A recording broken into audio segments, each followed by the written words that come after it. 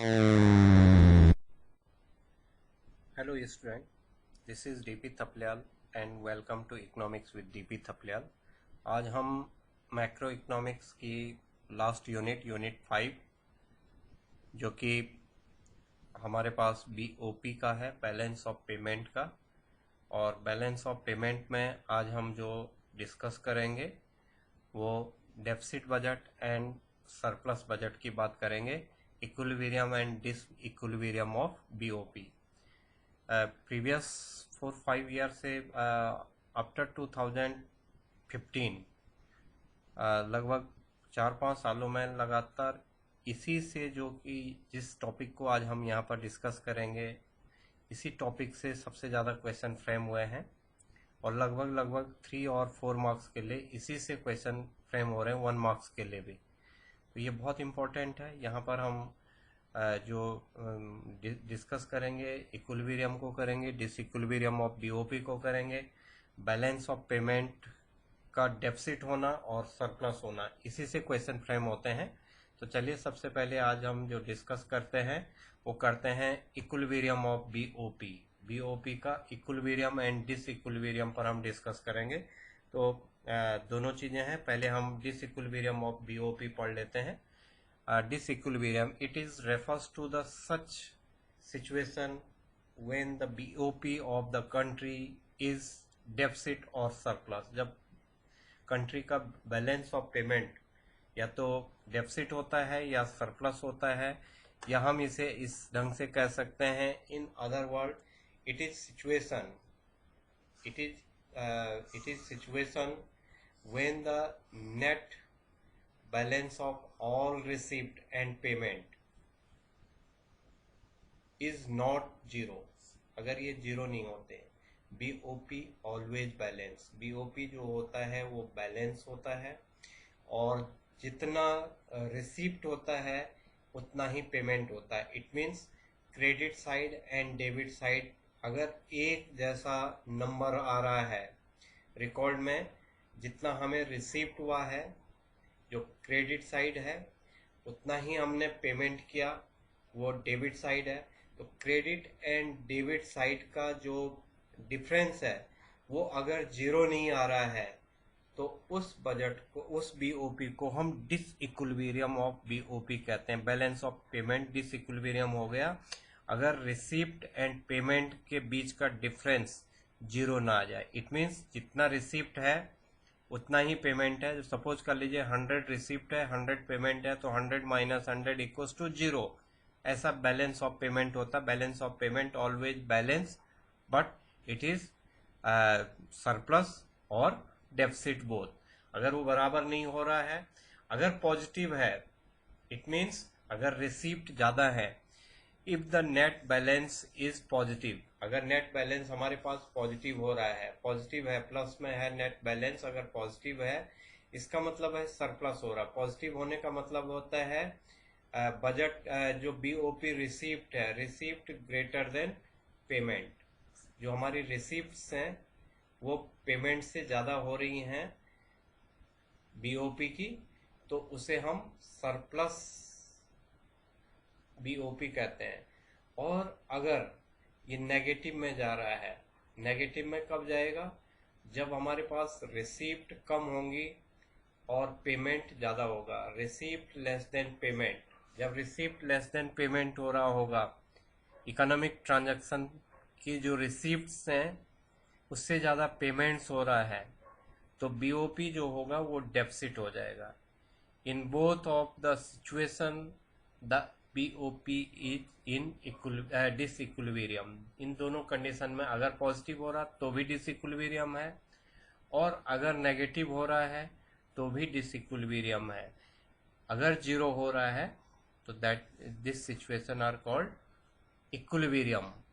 वो इक्विलिब्रियम की सिचुएशन है और ये माना जाता है कि BOP ऑलवेज इक्विलिब्रियम। BOP जो होता है always balance, BOP always balance, हमेशा बैलेंस रहता है BOP। अब हम इक्विलिब्रियम की बात कर लेते हैं, जिसे मैं अभी बता रहा था। It refers to such a situation when receipt and payment of country on account of economic transaction with rest of the world are exactly equal to each other and there is no movement of official reserve. जब official reserve का कोई movement नहीं हो रहा है और हमारे पास जितनी रिसिप्ट है उसी के बराबर पेमेंट भी हो रहा है। Receipt equals to payment. जितने भी इकोनॉमिक ट्रांजैक्शन से रिसिप्ट्स हो रही हैं उतना ही इकोनॉमिक ट्रांजैक्शन से पेमेंट हो रहे हैं, और जिसमें कोई भी ऑफिशियल रिजर्व जो है, ऑफिशियल कैपिटल रिजर्व जिसमें इन्वॉल्व नहीं हो रहा है, the situation are called equilibrium in the BOP.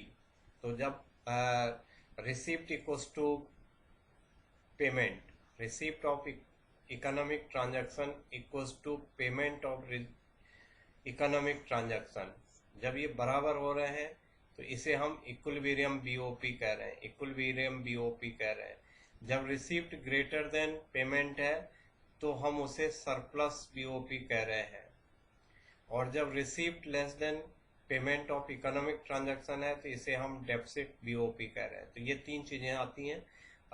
Board exam में 1 मार्क्स के लिए बहुत बार पूछ रखा है, पिछले कुछ 3-4 सालों में ज्यादातर ऐसे क्वेश्चन आते हैं कि डेफिसिट बीओपी क्या होता है, सरप्लस बीओपी क्या होता है, या बीओपी अगर 0 है तो उस सिचुएशन को इक्विलिब्रियम बोला जाएगा या डिसइक्विलिब्रियम बोला जाएगा। तो जब 0 है तो उसी कंडीशन को हम बीओपी ऑलवेज बैलेंस वाली सिचुएशन कहते हैं।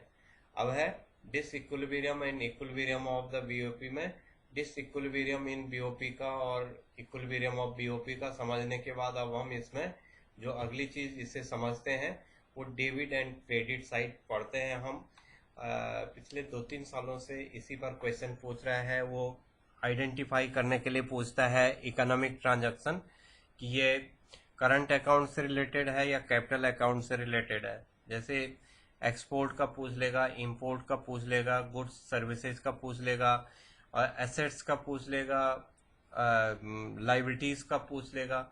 उनमें पूछेगा कि ये कौन सा अकाउंट है। सपोज कर लीजिए उसने पूछ लिया बोरोइंग रिलेटेड टू, 2019 में पूछा था उसने बोरोइंग रिलेटेड टू। तो बोरोइंग किससे रिलेटेड है?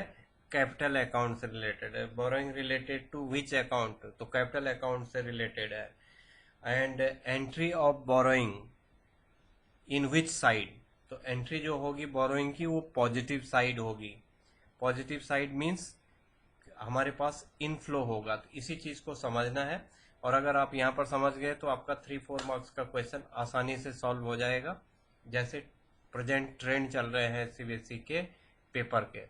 तो debit side, any international transaction, debit हो रहा है माने हमारे पास से जा रहा है, आउटफ्लो हो रहा है। डेबिट का मतलब होता है, डेबिट होने का मतलब होता है आउटफ्लो होना, और क्रेडिट का मतलब होता है इनफ्लो होना। अब किस चीज का आउटफ्लो हो रहा है?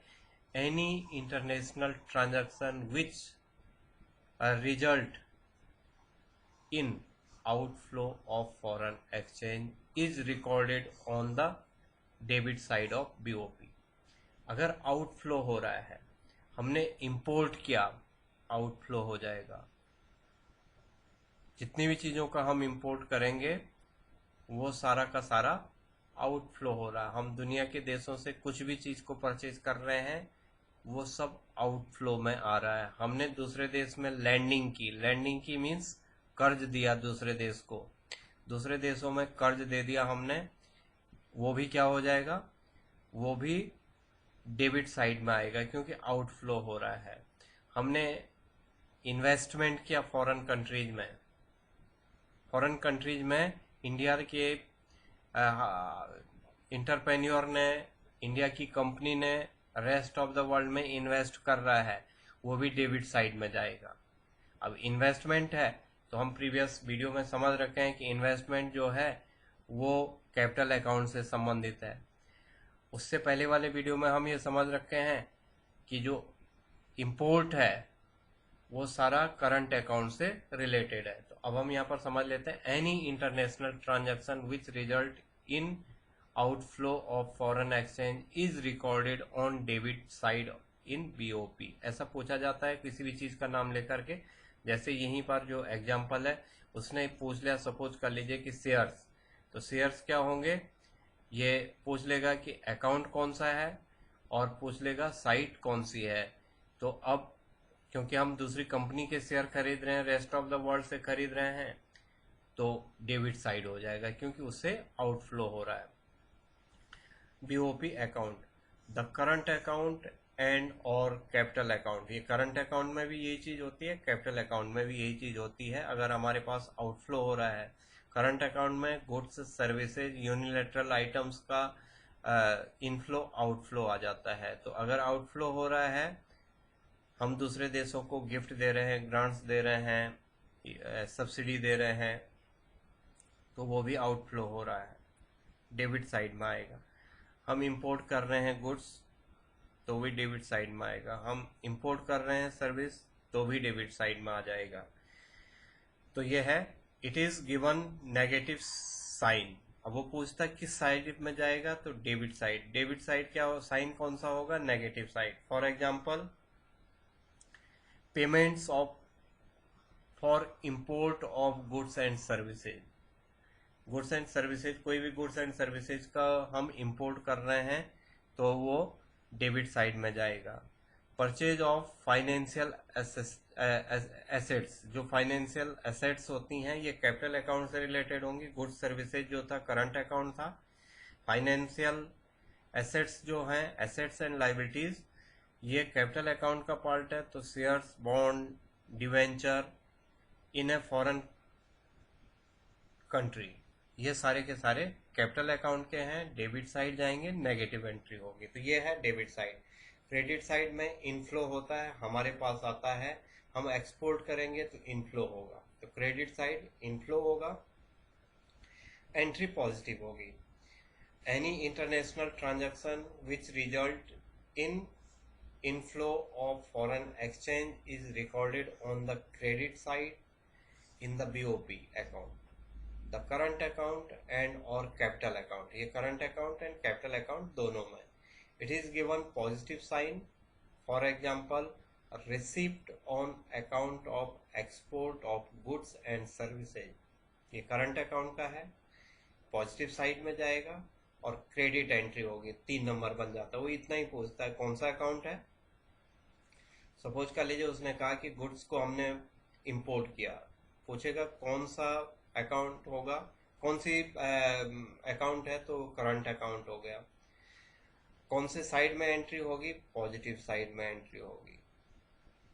साइड कौन सा होगा, क्रेडिट, क्रेडिट साइड हो गया और एंट्री होगी पॉजिटिव, तो 3 नंबर के लिए होगा। For example receipt on account of export of goods and services, ये करंट अकाउंट का है, पॉजिटिव एंट्री हो रही है और क्रेडिट साइड में जा रहा है।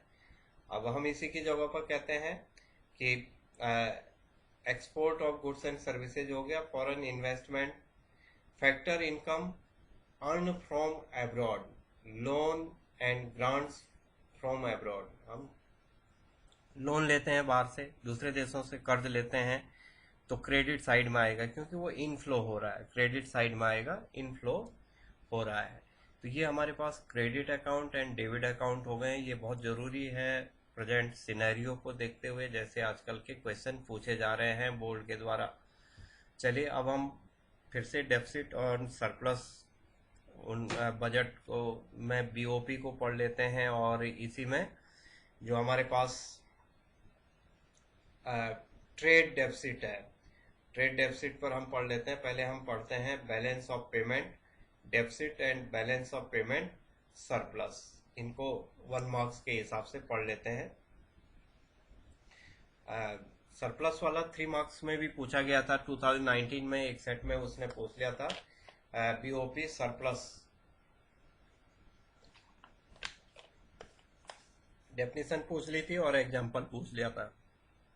तो balance of payment deficit, deficit in the BOP across when payment of a country on account of economic transaction with rest of the world exceed its receipt and consequently there is decrease in official reserve. BOP deficit तब हो रहा है जब हमारे पास जो receipt हैं वो कम हो रही हैं और जो पेमेंट्स हैं वो ज़्यादा हो रहे हैं रेस्ट ऑफ द वर्ल्ड में, तो उसे हम डेफिसिट बैलेंस ऑफ पेमेंट कह रहे हैं। ये हमने पहले भी समझ लिया। और सरप्लस में क्या हो रहा है, रिसिप्ट ग्रेटर देन पेमेंट्स। जो रिसिप्ट हैं वो surplus in the BOP across when receipt of country on account of economic transaction with rest of the world exceed. जो रिसिप्ट हैं वो एक्सीड हो रही हैं इकोनॉमिक ट्रांजैक्शन की, और जो पेमेंट है वो कम हो रहा है, exceed its payment, and consequently there is increase in official reserve. इससे ऑफिशियल रिजर्व इंक्रीज होता है। तो जब सरप्लस पेमेंट होता है, सरप्लस बीओपी होगा तो ऑफिशियल रिजर्व इंक्रीज होगा। जब डेफिसिट बीओपी होगा तो ऑफिशियल रिजर्व कम होंगे। अब हम बीओटी पर आते हैं, balance of trade. Trade deficit या बीओटी, बैलेंस ऑफ ट्रेड का जो डेफिसिट है उसे समझ लेते हैं। ट्रेड जो है वो export and import of goods और विजुअल आइटम्स को हम ट्रेड कहते हैं। तो जब डेफिसिट होगा तो डेफिसिट का मतलब ऑब्वियसली आप समझ सकते हैं कि इंपोर्ट ग्रेटर देन एक्सपोर्ट हो रहा होगा। तो trade deficit refers to excess of value of import. जब इंपोर्ट की वैल्यू एक्सेस हो रही है, import of visual goods over value of export of visual goods in BOP of a country. Trade deficit equals to export of goods less than import of goods. यहाँ पर क्या हो रहा है, जो एक्सपोर्ट हो रहा है, export of goods less than import of goods. जब ऐसी सिचुएशन आ रही है तो ट्रेड डेफिसिट हो जाएगा। और जब सरप्लस की बात आएगी तो जो विजुअल आइटम, केवल विजुअल आइटम, ये ध्यान रहे ट्रेड का मतलब है कि केवल विजुअल आइटम, केवल गुड्स। और हमारे जो एक जनरल हमें लिखने की आदत बनी रहती है, गुड्स एंड सर्विसेज बोलते भी हैं हम, लिखते भी हैं। गुड्स एंड सर्विसेज हो जाएगा तो उसे हम ट्रेड नहीं बोलेंगे, फिर वो करंट अकाउंट हो जाएगा। ट्रेड का मतलब होता है only export and import of goods और विजुअल ट्रांजैक्शन, उसी को हम ट्रेड बोलते हैं। और जब हमारे पास जो गुड्स एंड सर्विसेज का एक्सपोर्ट कम हो रहा है और इंपोर्ट ज़्यादा हो रहा है तो उसे हम ट्रेड डेफिसिट बोलेंगे। और ट्रेड सरप्लस 2019 में पूछा गया था। Trade surplus refers to the excess of value of export, जब एक्सपोर्ट ग्रेटर देन इंपोर्ट। जो गुड्स हैं उनका एक्सपोर्ट ज़्यादा हो रहा है और जो गुड्स हैं उनका इंपोर्ट कम हो रहा है, तो विजुअल आइटम या हम गुड्स कह सकते हैं। तो विजुअल गुड्स का export of visual goods over value of import of visual goods of BOP of a country, trade deficit equals to export of goods greater than import of goods। तो ये हमारे पास trade deficit and trade surplus का आ जाता है। 1 marks के लिए कई बार पूछा गया है, और 3 मार्क्स में भी ट्रेड सरप्लस का मैं कह रहा था कि उसने इनिशियली पूछ लिया था व्हाट इज ट्रेड डेफिसिट, और आगे उसमें और भी क्वेश्चन पूछ लिया था। अब आ जाता है ऑटोनोमस एंड अकोमोडेटिंग अकाउंट। ये बहुत बार आता है डिफरेंस में, बहुत इम्पोर्टेंट डिफरेंस आते हैं। ये समझना भी बहुत ज़रूरी है। और इस अकाउंट को सबसे ज़्यादा बार बोर्ड ने पूछा है पिछले लगभग 7-8 ईयर में। 4-5 टाइम ये पूछा गया है 3 और 4 मार्क्स के लिए। Autonomous items and accommodating account, इनमें डिफरेंस पूछता है ये। ऑटोनोमस मैं पहले शॉर्ट में समझा देता हूँ। ऑटोनोमस आइटम्स वो आइटम्स होते हैं जिसका मोटिव जो होता है वो प्रॉफिट मैक्सिमाइजेशन होता है। ऑटोनोमस अकाउंट वो अकाउंट होते हैं जिनका ऑब्जेक्टिव प्रॉफिट मैक्सिमाइजेशन होता है। उनका कंट्री के बीओपी के बैलेंस और अनबैलेंस होने से, इक्विलिब्रियम और डिसइक्विलिब्रियम होने से कोई कंसर्न नहीं होता है। तो पहला पॉइंट क्या होता है, जब हम लिखेंगे ऑटोनोमस आइटम और दूसरी तरफ लिख लेंगे हम अकोमोडेटिंग, एक तरफ हम ऑटोनोमस लिख लेते हैं, एक तरफ हम ऑटोनोमस आइटम लिख लेंगे, एक तरफ हम अकोमोडेटिंग लिख लेंगे। जब हम ऑटोनोमस आइटम की बात करेंगे तो हम कहेंगे कि ये प्रॉफिट मोटिव होता है। अकोमोडेटिंग अकाउंट का प्रॉफिट से कोई लेना देना नहीं होता है, तो ये प्रॉफिट मोटिव है, ये इसका प्रॉफिट से कोई लेना देना नहीं होता है। इसका कंट्री के बीओपी के बैलेंस और इक्विलिब्रियम और डिसइक्विलिब्रियम से कोई लेना देना नहीं है, not related to equilibrium and disequilibrium of BOP। But accommodating account वो अकाउंट होते हैं जिसका पूरा कंसर्न होता है कंट्री के बीओपी के सरप्लस होने से, डेफिसिट होने में, इसका पूरा कंसर्न रहता है, अकोमोडेट करता है अकाउंट को। ये government as well as private दोनों में होता है। अकोमोडेटिंग ऑटोनोमस अकाउंट जो होते हैं, आइटम्स जो होते हैं, वो government sector as well as private sector दोनों का होता है। अकोमोडेटिंग अकाउंट जो होता है, आइटम्स जो होते हैं, वो गवर्नमेंट सेक्टर से रिलेटेड होते हैं। अब हम यहाँ पर बात कर लेते हैं, इन्हें हम अबव द लाइन आइटम बोलते हैं। 4 मार्क्स में आता, सॉरी 4 मार्क्स में आता है ऑटोनोमस एंड अकोमोडेटिंग। पहला हमने लिख लिया, ऑटोनोमस जो होते हैं प्रॉफिट मोटिव होते हैं, अकोमोडेटिंग जो होते हैं इनका प्रॉफिट से कोई लेना देना नहीं होता है। सेकेंड पॉइंट हम लिखते हैं, ऑटोनोमस आइटम्स वो होते हैं जिनका कंट्री के बीओपी के इक्विलिब्रियम डिसइक्विलिब्रियम से कोई कंसर्न नहीं रहता है। अकोमोडेटिंग अकाउंट का कंसर्न रहता है कंट्री के बीओपी के पॉजिटिव नेगेटिव होने में, मींस डेफिसिट एंड सरप्लस होने का इसका पूरा कंसर्न रहता है। थर्ड पॉइंट हम लिख लेंगे, ऑटोनोमस आइटम्स वो आइटम्स होते हैं जो कि private as well as government sector दोनों, जिन ट्रांजैक्शन को दोनों डील करते हैं। और अकोमोडेटिंग जो डील होती हैं आइटम्स की, उनको केवल गवर्नमेंट डील करती है। और फाइनली फोर्थ पॉइंट हम लिखेंगे, ऑटोनोमस आइटम्स को हम अबव द लाइन आइटम्स बोलते हैं और अकोमोडेटिंग अकाउंट को बिलो द लाइन अकाउंट बोलते हैं। तो below the line account, above the line account, profit motive, not profit motive, government and private both, only government, related to, not related to country BOP surplus or deficit, related to country BOP surplus and deficit। बस ये है 4 point मैंने short में बता दिए। अब हम इसे डिटेल से यहाँ पर समझ लेते हैं। Autonomous account refers to those items which are taken with the motive of profit maximization, जिनका उद्देश्य ऑब्जेक्टिव प्रॉफिट मैक्सिमाइजेशन होता है। These transaction are not related to country BOP. पहला पॉइंट मैंने ये कहा प्रॉफिट मैक्सिमाइजेशन का होता है, अकोमोडेटिंग अकाउंट का ये नहीं रहता है, प्रॉफिट मैक्सिमाइजेशन नहीं रहता है।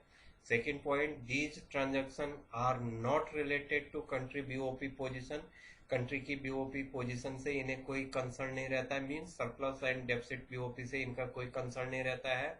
सेकंड पॉइंट ये हो जाता है हम जब डिफरेंस करेंगे, it is therefore these items are called autonomous item, these item are taken first time before calculating deficit or surplus in BOP account, therefore these items are called above the line items, क्योंकि इनका country के deficit, country के BOP के deficit और surplus से कोई लेना देना नहीं रहता है, इसलिए इनको हम अबव द लाइन आइटम्स भी बोलते हैं। If the received from the autonomous item exceed the payment for autonomous item, the BOP is called to be as surplus and deficit. It implies that a reside country has net claim against ROW। तो ये है हमारे पास, बस हमें 4 point लिखने हैं। Above the line होता है, अकोमोडेटिंग बिलो द लाइन होता है, ऑटोनोमस आइटम का कंट्री के BOP से कोई कंसर्न नहीं रहता है कि BOP सरप्लस हो रहा है या डेफिसिट हो रहा है। जो अकोमोडेटिंग होता है उसका कंसर्न होता है। ये दोनों साइड आता है, government as well as private. Autonomous और अकोमोडेटिंग गवर्नमेंट साइड का होता है, और ऑटोनोमस को हम अबव द लाइन आइटम बोलते हैं, अकोमोडेटिंग को हम बिलो द लाइन आइटम बोलते हैं। फाइनली हम इस पर बात करते हैं accommodating account. Accommodating account item refers to those items which are undertaken by the government. सीधी बात हो गई, हमने उसे कहा था वो प्राइवेट एंड गवर्नमेंट दोनों में होता है, which undertaken by the government to keep the BOP balance. BOP के बैलेंस करने को अकोमोडेटिंग अकाउंट का यूज करती है गवर्नमेंट। तो बात वहीं पर आ गई, उसे वो था कि उसका BOP के बैलेंस से कुछ लेना देना नहीं, अकोमोडेटिंग का बैलेंस से लेना देना है। ऑटोनोमस का BOP का बैलेंस रहे या न रहे उससे कंसर्न नहीं रहता है। बट जो हमारा अकोमोडेटिंग अकाउंट होता है, BOP के बैलेंस रहने से उसका कंसर्न रहता है। These items are transacted when the country face disequilibrium. ऐसे आइटम्स का यूज गवर्नमेंट तब करेगी जब डिसइक्विलिब्रियम की कंडीशन हो रही है। डिसइक्विलिब्रियम मींस अभी हमने डिस्कस कर लिया है, सरप्लस एंड डेफिसिट सिचुएशन को, BOP की सरप्लस एंड डेफिसिट सिचुएशन को डिसइक्विलिब्रियम ऑफ BOP कहते हैं in the BOP। Through these transaction the government, in transaction के थ्रू गवर्नमेंट डिसइक्विलिब्रियम कंडीशन को सॉर्ट आउट करती है, सही करती है। तो ये हमारे पास डिफरेंस आ जाता है ऑटोनोमस एंड अकोमोडेटिंग। 4 हो गए। प्रॉफिट रिलेटेड होता है, प्रॉफिट से रिलेटेड हो रहा है, इसका मोटो प्रॉफिट होता है, इसका motto not profit making. Profit making का नहीं होता है, नॉट प्रॉफिट का। ये private as well as government दोनों, private as well as government, ये केवल गवर्नमेंट इसे ऐसे आइटम्स को यूज कर रही है। सेकेंड पॉइंट हो गया। थर्ड पॉइंट में हमने कहा कि इसका कंट्री के BOP से कोई कंसर्न नहीं रहता है, BOP इक्विलिब्रियम डिसइक्विलिब्रियम से कोई कंसर्न नहीं रह रहा है। और जो अकोमोडेटिंग है, इसका BOP के सरप्लस एंड डेफिसिट का कंसर्न है, इसीलिए ऑटोनोमस आइटम को अबव द लाइन आइटम बोलते हैं और अकोमोडेटिंग अकाउंट को बिलो द लाइन अकाउंट बोलते हैं। 4.4 मार्क्स के लिए पूछा जाता है, बहुत सरल है और आप आराम से 4 मार्क्स गेन कर सकते हैं। तो ये यहीं पर इस वीडियो को, जो हमारा पार्ट था, इसे हम ख़त्म कर रहे हैं। Thank you for watching this video. Thank